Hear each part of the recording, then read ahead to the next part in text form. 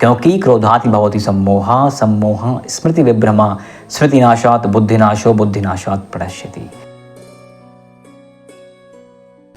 गब्बर ने क्या कहा था? जो डर गया वो मर गया। बात बिल्कुल ठीक है। नमस्कार मित्रों, मेरा नाम है ब्रजेश मिश्र। मैं ज्योतिष और विज्ञान का छात्र आपका स्वागत करता हूं इस चैनल पर। मैं गब्बर की बात क्यों कर रहा हूं? क्योंकि इस समय आपके ब्रह्मांड में, आपके आकाश में, आपके स्पेस में एक ऐसा ही ग्रह, एक युति बनने वाली है जो शापित युति है, या शापित योग कहते हैं उसको, पिशाच योग कहते हैं उसको, और थोड़ा सा करीब से देखें तो उसको नागमणि योग कहते हैं। आपके लिए ये शापित नहीं है, आपके लिए पिशाच योग नहीं है, आपके लिए एक्चुअल में ये नागमणि योग है। डरने की, भय की, भ्रम की स्थितियां उत्पन्न होगी, लेकिन बिल्कुल घबराइए मत, सब कुछ ठीक होने वाला है। सब कुछ अपने आप ठीक तो होता नहीं है, कर्म आपको ही करना पड़ेगा। कर्म के देवता शनि और राहु स्पीड, लिमिटलेस बाउंड्रीज जो खेलना चाहते हैं, अनैतिक कर्म भी कराते हैं आपसे। तैयार रहिए, समझदार रहिए, बाकी सारी चीज़ें आपके वश में होने को तत्पर हैं, बशर्ते आपको उसको मैनेज करने आना चाहिए। सब कुछ एनर्जी है, इस बात को आप देखिए, सब कुछ एनर्जी है। कोई भी ग्रह आपको एनर्जी दे रहा है, दृष्टि पड़ रही है, एनर्जी आ रही है, कैसी आ रही है वो आपको मैनेज करना है। अगर आपसे शनि मेहनत करवा रहा है तो एनर्जी आप मेहनत में लगाइए ना। अगर आपसे राहु लिमिटलेस खेलने के लिए कह रहा है तो उसको दिशा दीजिए ना। एक पंक्ति है ज्योतिष में कि यथा राहु तथा शनि, शनि और राहु मित्रवत हैं। ये दोनों मित्र हैं, ये दोनों ग्रह मित्र हैं, इनके कर्म क्षेत्र अलग अलग हैं। राहु अनैतिक भी करता है, अनैतिक भी करवाता है, आपके साथ छल प्रपंच भी हो सकते हैं।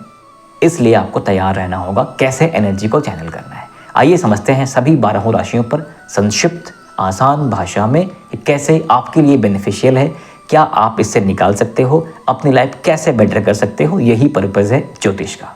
तो आप ये घटना जानते हैं कि 29 मार्च को शनि का राशि परिवर्तन हो रहा है, 18 मई को राहु का राशि परिवर्तन होगा। शनि और राहु एक साथ उन 50 दिनों के लिए रहेंगे एक साथ, और उसी युति को हम कहते हैं पिशाच योग, उस युति को कहते हैं हम नागमणि योग, उस योग कहते हैं श्रापित योग। श्रापित कह लीजिए, श्रापित क्यों पड़ा उसके पीछे कारण है, लेकिन आप इस बात को समझिए कि हर एक श्राप वरदान है।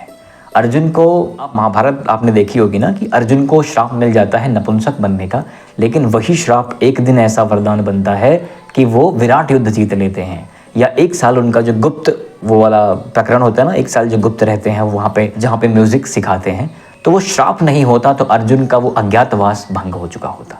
तो हर श्राप वरदान है। दोनों ग्रहों के प्रकृति को समझ लीजिए, आपके लिए ये समझना आसान हो जाएगा। Rahu speed, Rahu limitless, Rahu attachment, Rahu बढ़ाएगा, राहु छाया, राहु भय, राहु भ्रम। शनि कर्म, कर्म क्षेत्र, कर्म देवता, करियर, ये सब कुछ जब एक साथ मिल जाएंगे दोनों मित्र, तो वो लाइन है ना कि जहाँ बैठे दो यार, ये ऐसे कुछ होता है। तो वो दो यार मिल करके आपके जीवन में काफ़ी अच्छे इम्पैक्ट लेके आने वाले हैं, बशर्ते जो नेगेटिव एनर्जी भी यहाँ से निकलने वाली है, जो भय भ्रम आने वाली है, अनिश्चितता आने वाली है, इनसिक्योरिटी आने वाली है, उसको आपको मैनेज करना पड़ेगा। इनकी दृष्टि सभी राशियों पर, किसी पे पहले पे, किसी पे दूसरे पे, किसी पे तीसरे पे, किसी पे ऐसे ऐसे करके 12वें तक पड़ेगी। और जौन सा घर जिस दृष्टि का है, जिस चीज़ का है, जिस भाव का है, उस पर इनका इम्पैक्ट आएगा। ठीक है, समझते हैं 12 राशियों पर क्या इम्पैक्ट आने वाला है। सबसे पहले मीन पर भय आएगा, भ्रम आएगा। किस पे आएगा? आपके थॉट प्रोसेस पे आएगा, कॉन्फिडेंस में कमी आएगी, मानसिक चीज़ें आपको थोड़ी सी परेशान कर सकती हैं, जो कि इल्यूजन है, रियल नहीं है। काम करिए, ओवर थिंकिंग कर रहे हैं, इस पे काम करिए। आप जाके योगा करिए, जहाँ पे हेड स्टैंड होता है ना, सर नीचे करके पैर खड़ा कर लेते हैं, वो योगा करिए। ब्लड फ्लो बढ़ेगा, सांस पर काम करिए, अच्छी ऑक्सीजन आएगी तो ब्रेन अच्छे से काम करेगा, ओवर थिंकिंग आपकी डिक्रीज होगी, ठीक होगी आपके लिए। ठीक है, सो भय भ्रम इनसिक्योरिटी, जो कुछ भी आप सोच रहे हैं, जिन चीज़ों को लेके सोच रहे हैं, अपने चरित्र को लेके सोच रहे हैं, व्यक्तित्व को लेके सोच रहे हैं, निश्चिंत रहिए, ये इल्यूजन है, ये छट जाएगा, बादल छटेंगे, बशर्ते काम करना होगा, इनको कॉन्कर करना होगा। अगर आप इस भय भ्रम में हार गए तो फिर हार गए, जो डर गया वो मर गया। अगली राशि है कुंभ। कुंभ के दूसरे घर पर इसका प्रभाव रहेगा। मीन पे पहले पे था, तो कुंभ के दूसरे पर रहेगा। राहु जहाँ बैठता है इसको एक्सपैंड करता है, बढ़ाता है, भय भ्रम के साथ बढ़ाता है, अनैतिक भी करवाता है और करता है। आपके साथ अनैतिक गलत भी हो सकता है, आपको तैयार रहना होगा। इसलिए कोशिश ये रखिए, ये दोनों गुप्त ग्रह भी हैं, कोशिश ये रखिए अगर हो सके तो अपनी योजनाओं को डिस्क्लोज मत करिए। ये लाइन मैं सभी 12 राशियों को बता रहा हूँ कि अपनी योजनाओं को डिस्क्लोज मत करिए। आप पर दृष्टिपात होने के पूरे चांसेस हैं कि किसी की कौन सी नज़र पड़ जाए। कई बार ऐसा होता है, आप माने ना माने, लेकिन हकीकत यह है कि नज़र पड़ती है। किस तरह की एनर्जी यहाँ से निकली, क्योंकि जो कुछ है सब एनर्जी है। मेरी आंखों से एनर्जी निकल रही है, मेरी वाणी से एनर्जी निकल रही है। आप समझ पा रहे होंगे, कई बार आपको कुछ लोगों को ऐसा लगता होगा कि मेरी आवाज़ में कुछ ऐसा है जो आपको ठीक लग रहा है, ठीक है। तो ये एनर्जी है जो चैनल हो रहा है, ये ट्रांसफॉर्म हो रही है। एनर्जी कभी ख़त्म नहीं होती, बस ट्रांसफॉर्म होती है। ये फिजिक्स का थर्मोडायनामिक्स का रूल है, ये बस ट्रांसफॉर्म होती है। सब कुछ लौट के आता है, अलग अलग फॉर्म में आता है। आपने किसी को प्यार किया, आपको वो प्यार नहीं कर रहा है, कोई बात नहीं, लेट इट गो। वो प्रेम जो आपने दिया था वो लौट के आएगा, भले ही किसी फॉर्म में आए।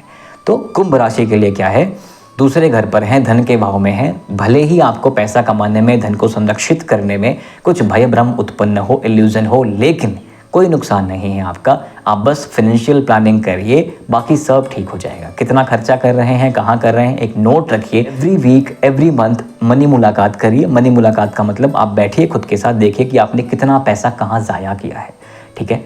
इसको आप ठीक कर लेंगे, आपके लिए ये ठीक हो जाएगा। दूसरा भाव वाणी का है, वाणी में सौम्यता लाइए। हालांकि काफ़ी ठीक है आपकी वाणी, स्टिल सौम्यता लाइए, कम्युनिकेशन को बेटर करिए, जो चीज़ें उचित हों उतना ही बोला जाए। दूसरा भाव फैमिली का भी है, तो फैमिली के साथ कैसे रहना है मैं नहीं बता सकता इस पे, आपको अच्छे से पता है कि किससे कैसा व्यवहार करना है। फैमिली में अगेन जो भय भ्रम है इन सभी एस्पेक्ट में आएगा, तो भय भ्रम को हटाइए, फैमिली के साथ प्यार से रहिए, प्रेम में बड़ी शक्ति होती है। अगला आते हैं मकर राशि पर। मकर में तीसरे भाव पर इनकी स्थिति रहेगी, दृष्टि पड़ेगी आपके भाग्य पर। तीसरा भाव कर्म का है, हार्डवर्क का है, हार्डवर्क कराएंगे, हार्डवर्क करेंगे। कई बार ऐसा लगेगा कि यार साहस नहीं रह गया, अगेन वो इल्यूजन, वही भय, वही भ्रम, वो इल्यूजन आएगा। लेकिन कर्म करते रहना है, हार्डवर्क करते रहना है, हार्डवर्क इज़ द की। मकर राशि वाले थोड़ा सा अपने कर्म पे ध्यान दें, कंसिस्टेंट एफर्ट डालते रहें, रिजल्ट आपको बड़े ही मिलने वाले हैं। ये नागमणि योग आपके लिए बेहतर है। तीसरा घर ट्रैवल का भी है, तीसरा घर साहस का भी है, तीसरा घर पराक्रम का भी है। तो इन सब में थोड़ी सावधानियां बरतें, ट्रैवल में सावधानियां बरतें, सावधान रहें। कुछ इल्यूजन तो हो ही सकता है, कई बार लग सकता है कि सामने कुछ और हो, कुछ हो सकता है, तो सावधान रहें। अगली राशि है धनु। धनु में चौथे भाव पर देखेंगे जो सुख भाव है, जो माता का भाव है, प्रॉपर्टी का भाव है, विदेशों की प्रॉपर्टी है या बना रहे हैं, सोच रहे हैं, तो आपको भय भ्रम इल्यूजन हो सकता है। अनैतिक आपके साथ भी हो सकता है, ऑफिस में या आपका अपना बिजनेस है वहाँ पर आपके ही पार्टनर कोई आपके साथ बैक स्टैबिंग कर सकते हैं, जिसे कहते हैं पीठ में छुरा भोंकना, धोखा मिल सकता है। लेकिन अगर आप तैयार रहें, अगर आप अलर्ट रहें तो आपको धोखा भी नहीं मिलेगा, क्योंकि कुछ भी इंस्टेंट नहीं होता। कुछ हरकतें आप पकड़ सकते हैं कि आपके साथ कौन सा व्यक्ति क्या कर सकता है, ठीक है। तो अगर आप ये ठीक कर सकें तो आपका ये ग्रह, तो आपके लिए ये जो योग बन रहा है आपके लिए बेनिफिशियरी ही है। तो कर्म क्षेत्र में थोड़ा सावधान रहें और माता के स्वास्थ्य को लेकर थोड़ा सावधान रहें, बाकी आपको अच्छे परिणाम मिलने वाले हैं। इसके बाद आते हैं हम वृश्चिक पर। वृश्चिक राशि की अड़ैया समाप्त हो रही है 29 को, आपके लिए तो वैसे भी अच्छे परिणाम आने वाले हैं। यहाँ पर राहु पहले से ही है 29 मार्च के बाद, लेकिन जो राहु का जो चरित्र है, जो शनि का जो चरित्र है, दोनों कंबाइन करिए, आपको कर्म क्षेत्र में आपका विस्तार होगा, व्यवसाय में विस्तार होगा, आप हार्डवर्क करेंगे, लेकिन भय भ्रम इल्यूजन अनएथिकल चीज़ें आपके साथ हो सकती हैं और आप भी कर सकते हो। आपको ध्यान ये रखना है कि वृश्चिक राशि ब्राह्मण वर्ण की राशि है, अनैतिक गलत मत करिएगा, नहीं तो आपको पता है कितना कष्ट बाद में मिलता है। आपके साथ प्रेम में, पारिवारिक सामंजस्य में छल मिल सकता है, उस छल को थोड़ा समझिए, ध्यान दीजिए कि आपके अपने पार्टनर चाहे विवाहित हैं या फिर अविवाहित हैं, आपके मित्रों में, आपके दाम्पत्य जीवन में भी कुछ नेगेटिव चीज़ें हम विटनेस कर सकते हैं। इल्यूजन भी हो सकता है और विटनेस भी कर सकते हैं। आपका करियर आगे बढ़ेगा, अच्छी युति बन रही है, अच्छे सामंजस्य बन रहे हैं, आपकी इच्छाओं की पूर्ति होने वाली है। बहुत टाइम बाद आपका जो पेन था अभी वो ईज़ होने वाला है, बशर्ते आपको इन सब चीज़ों को, अपने पेन को, अपने फियर को, डिल्यूजन को, इल्यूजन को कॉन्क्वेयर करने पे, ग्राउंड लेवल पे कॉन्क्वेयर करने पे आपको खुद से एफर्ट डालने पड़ेंगे। मैंने पिछली कई सारे वीडियोस में बताया है कि कैसे आप अपने मेंटल एंड फिजिकल मसल को डेवलप कर सकते हो, वो आपके लिए आवश्यक है गोल सेटिंग में, आगे बढ़ने में, धर्म क्षेत्र का विस्तार करने में, ये आपके लिए बहुत इंपॉर्टेंट है। सो इनसिक्योरिटीज़ को देखिए, भय भ्रम को कॉन्क्वेयर करिए और अपने कर्म क्षेत्र का विस्तार करिए, निस्संदेह आपके लिए अच्छा समय है। तुला राशि में छठवें भाव पर देखेंगे जो रोग, रिपु, ऋण और जॉब का भी कहीं ना कहीं एक एंगल होता है, तो आप देखिएगा कि इनसिक्योरिटीज़ होंगी, फियर होगा, भय होगा, किस चीज़ का रोग हो सकता है, दुश्मन आ सकते हैं या कर्जा बढ़ सकता है, लेकिन ये इल्यूज़न है। अगर आप इस इल्यूज़न को साइड करके अपने कर्म क्षेत्र के विस्तार पर काम करेंगे, क्योंकि शनि कर्म के देवता आपके साथ हैं, तो आपका ये फियर भी ईज हो जाएगा और आपको अच्छे परिणाम मिलने वाले हैं निस्संदेह। कन्या राशि के 7वें भाव पर, जहाँ पर आपको लाइफ पार्टनर, बिजनेस इन सब पे इनकी दृष्टि पड़ेगी, जहाँ पर इनसिक्योरिटी होगी, दाम्पत्य जीवन में इनसिक्योरिटी होगी, भय आएगा, भ्रम आएगा, ट्रस्ट इश्यूज होंगे। थोड़ा सा सावधान रहिए, ज़्यादा केयर करने की ज़रूरत है आपको अपने पार्टनर की, अपने मित्र की, आपके बिजनेस पार्टनर की। कहीं से कुछ प्रॉब्लम ना आए, लेकिन अलर्ट भी रहिए, केयर करने के चक्कर में कहीं आपके साथ कुछ छल ना हो जाए। राहु है तो छल संभव है। अगर आप online, digital, film making, social media ऐसी चीज़ों में हैं तो आपके लिए आपका कर्म क्षेत्र बहुत अच्छा होने वाला है। यदि नहीं है तो भी अगर कोशिश करिए, कुछ साइड अर्निंग का प्लान करिए, तो आपके लिए अच्छे रिजल्ट आने वाले हैं। क्योंकि शनि की दृष्टि, तीसरी दृष्टि भाग्य पर है और आपका भाग्य यहाँ पर साथ देने वाला है, सो आपको अपने कर्म क्षेत्र में अच्छे परिणाम आने वाले हैं, बशर्ते, आई रिपीट, उन इल्यूजन्स को ख़त्म करिए, उसको सरफेस लेवल से ऊपर उठिए, तभी आपको रिजल्ट मिलेंगे। यदि भय से, डर के भाग गए तो फिर आप भाग गए। अगली राशि है सिंह। सिंह के 8वें भाव पर इसका इम्पैक्ट आने वाला है, प्रभाव है, गोचर है। तो इसमें क्या है कि 8वां जो घर है, भाव है, वो अकल्ट साइंसेस का है। आप में से किसी का अगर ज्योतिष को लेके या तंत्र विद्या को लेकर के या कुछ गुप्त चीज़ों को लेकर के ज्ञान हासिल करना चाहते हैं, करियर बनाना चाहते हैं या कुछ बिल्ड करना चाहते हैं, तो ये आपके लिए बहुत सही हो सकता है। सिंह राशि में आपके करियर पर शनि की दृष्टि पड़ रही है तीसरी, सो आपका करियर यहाँ पर बिल्कुल रुकने वाला नहीं है। यदि आपने अपने भय, भ्रम, इल्यूजन को जीत लिया तो आपका कर्म क्षेत्र अच्छा ही होने वाला है। मैं कोलैबोरेटिव बता दूं एक बार अभी तक कि शनि मतलब कर्म क्षेत्र, राहु मतलब स्पीड। अगर आपने उन बेसिक जो इनसिक्योरिटीज़ हैं उनको ठीक कर लिया तो शनि और राहु की युति आपके लिए बहुत अच्छी हो सकती है, नो मैटर आपकी क्या राशि है। 8वां घर सडन गेन और सडन लॉस का भी है, बदलाव का भी है। तो इस बात को समझिएगा कि आपके ट्रांसफ़र होने के भी चांसेस हैं, या आप ट्रांसफ़र होने का वेट कर रहे हैं तो आपके लिए सही समय है। अपने कॉन्फिडेंस पे काम करिएगा, ओवर कॉन्फिडेंट ना रहें। अपने चीज़ों को, अपने डिसीजंस को बार बार एनालाइज करिए स्टैटिकली कि क्या जो मैं कर रहा हूँ वो ठीक है या सिर्फ भय, भ्रम, इल्यूजन में कर दिया मैंने। इसका ध्यान रखिएगा। अगली राशि है कर्क, जो कि 29 मार्च को ही अड़ैया से मुक्ति मिल रही है और 9वें घर पर आपके लिए युति बन रही है। ये 9वां घर है भाग्य का, 9वां घर है पिता का, 9वां घर है हायर स्टडीज़ का, कि अगर कोई हायर पोजीशन में आपसे लोग आपके साथ जो चल रहे हैं, कि आपके ऑफिस में आपके, अगर आप स्टूडेंट हैं तो आपके टीचर्स, गुरु, जिनके साथ भी आपसे हायर लेवल पे कुछ अच्छे सामंजस्य नहीं थे, अच्छे संबंध नहीं थे, ये अच्छे संबंध बन सकते हैं यहाँ पर। ये साधना का भी घर है, तो आप साधना भी अपनी अच्छी से कर सकते हैं, मेडिटेट भी ठीक से कर सकते हैं, आपका ध्यान भी लगेगा।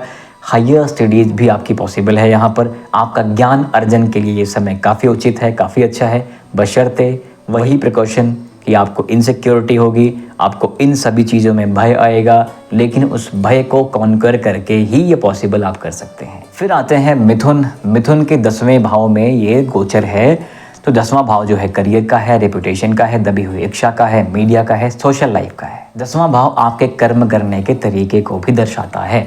सो शनि मतलब कर्म के देवता, राहु अगेन आप चीज़ें समझते आ रहे हैं कि आपको पुश मिलने वाला है, बशर्ते वही चीज़ें। डिसीजंस लेते समय एक बार बैठिए, स्टैटिकल चीज़ें देखिए, उस भय को, उस भ्रम को कॉन्कर करने का ट्राई करिए। करियर में कोई बैक बिचिंग कर रहा है तो उसको आइडेंटिफाई करिए। किसी पर ट्रस्ट कर रहे हैं तो क्यों कर रहे हैं, करना चाहिए कि नहीं करना चाहिए, इस बात का भी पूरा ख्याल रखिएगा। आपकी दबी हुई इच्छाएं पूर्ण होने का समय है, जागृत करने का समय है। सोशल मीडिया या मीडिया इंडस्ट्री जो है आपके लिए बेनिफिशियल रहने वाली है। यदि आप काम कर रहे हैं तो प्रमोशन के पूरे चांसेस बनने वाले हैं। वृषभ के 11वें भाव में आने वाला है, जो कि लाभ का भाव है। सोशल सर्कल आपका बेहतर होने वाला है। शनि की दृष्टि 5वें भाव में पड़ने वाली है, जो कि आपके लक का भी है, विदेशों से आने वाले धन का भी है। 5वें भाव को तो हम भाग्येश भी कहते हैं, संतान का भी है, शिक्षा का भी है। सो वृषभ राशि वालों के लिए आप अपने संतान से, शिक्षा से, भाग्य को लेकर के ये इल्यूजन हो सकता है कि नहीं होगा, लेस कॉन्फिडेंस हो सकता है कि यार नहीं होगा, लेकिन ये भय, ये भ्रम बस एक इल्यूजन है।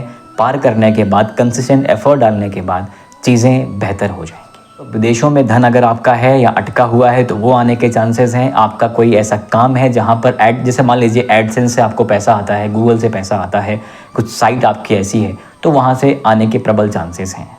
अगली राशि है मेष, जिसके 12वें भाव में ये युति होने वाली है, ये गोचर होने वाला है। ये युति आपके लिए उतनी ज़्यादा अच्छी नहीं होने वाली है, कारण भय भ्रम तो रहेगा, साथ में आपके खर्चे ज़्यादा होने वाले हैं। मैं अच्छी ही कहूँगा, क्योंकि पैसे खर्चे होंगे तो पैसे आएंगे भी, ठीक है। कुछ आपके काम अगर आपने सोचे हैं कि ये काम करना है पैसों से, तो यहाँ खर्चे हो सकते हैं लेकिन पैसे आएंगे भी। शनि मतलब कर्म के देवता आपके कार्य क्षेत्र का विस्तार करने वाले हैं, और राहु आपको वो एनर्जी देने वाले हैं जिससे अपने कर्म क्षेत्र का विस्तार करके कुछ चीज़ें जो आप बड़े, मतलब क्वांटम लीप की मैं बात करता हूँ, क्वांटम लीप भी पॉसिबल है आपके साथ। बड़े बड़े कार्य आपसे इस ड्यूरेशन में हो सकते हैं, खर्चे होंगे। मैं अभी समाप्त करूँ मित्रों, आपने इस बात को देख लिया है कि राहु और शनि का जो चरित्र है और आपके कौन से भाव में उनकी दृष्टि हो रही है या फिर वो जा रहे हैं, इम्पैक्ट आ रहा है। इतना ही है कि इस ग्रह का, इस युति का कैसा प्रभाव आपको पड़ने वाला है। आप सबका एक कोलैबोरेटिव उपाय देता हूँ। सबसे पहली चीज़ कि इस फियर से कॉन्कर करना है कि ये इल्यूजन है, सब कुछ मतलब वो जो लाइन है ना कि जो दिख रहा है सामने वो दृश्य मात्र है। एग्जैक्टली दृश्य मात्र है। जो फियर है, जो अनसर्टेनिटी है, उसको आप पार कर लोगे। आप करना चाहोगे तो हार गए तो हार गए, डर गए तो मर गए, भाग गए तो भाग गए, कुछ नहीं होगा। करना क्या है, बस इस फियर को कॉन्कर करना है, बाकी चीज़ें आपके साइड में है। कुछ राशियों को बहुत पीड़ा मिल चुकी है, लेकिन एक बात आप ध्यान रखिए कि हर अंत आरंभ है। आरंभ करने के लिए आप खड़े तो होइए। आपको राहु और शनि पुश देने वाले हैं। मैं आपको एक वैदिक रेमेडी बताऊं तो भगवान शिव की पूजा करनी है। एक प्रैक्टिकल रेमेडी बताऊं तो आपको अपने माइंड पर काम करना है, अपने फिजिकल एंड मेंटल स्ट्रेंथ पे काम करना है, क्योंकि शनि कर्म के देवता हैं। राहु आपके कर्म का विन्यास विस्तार करने वाले हैं, लिमिटलेस। तो लिमिटलेस कर्म करने के लिए आपको एनर्जी चाहिए। एनर्जी आपकी पीछे काफ़ी ड्रेन हो चुकी है।